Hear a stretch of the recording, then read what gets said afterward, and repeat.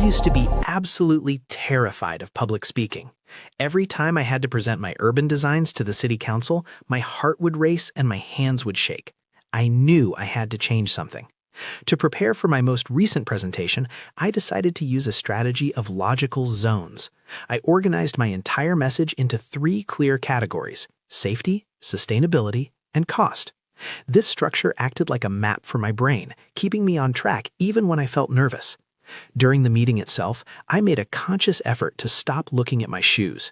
I focused on maintaining steady, confident eye contact with the mayor and the board members. I replaced my typical nervous shrug with a firm, upright posture, a position of authority. By the end of the hour, not only did I feel more relaxed, but I successfully convinced the council to approve our new park project. Moving from a place of fear to a position of confidence helped me win the biggest contract of my career.